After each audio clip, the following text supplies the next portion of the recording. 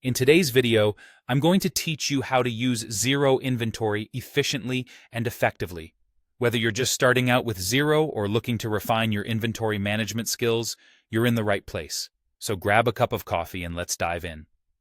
When you first log into Xero, you're going to want to locate the Business tab.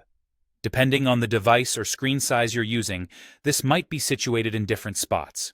It's crucial not to rush this step. Take your time to find the Business tab and give it a click. This is basically your gateway to a multitude of features, including the inventory management tools we're focusing on today.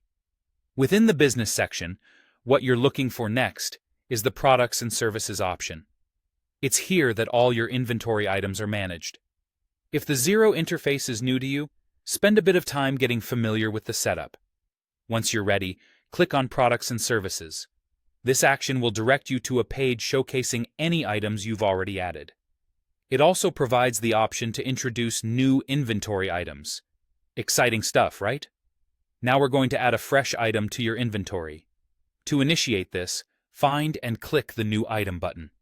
Usually, it's positioned prominently on the page to capture your attention. Clicking this button opens up a window of possibilities.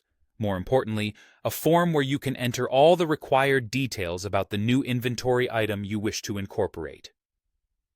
In this form, you'll notice fields requesting specific information like the item name, description, buying price, selling price, and quantity on hand. Take your time to fill out each of these fields with the relevant details of your new inventory item. Don't rush this process. Accurate information is vital for effective inventory management.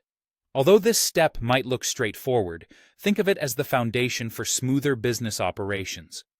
Once all necessary details about your new inventory item are filled in and you're content with the information's accuracy, look for the Save button. Have you found it? Fantastic. Go ahead and click it. While it may seem like a small action, it is indeed a significant step.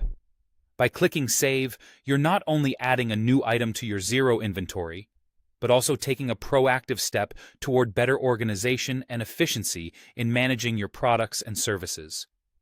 And just like that, you've added a new item to your Xero inventory successfully. With regular practice, this process will soon become second nature to you. Remember, efficient inventory management is crucial to your business's success, affecting everything from customer satisfaction to your financial bottom line.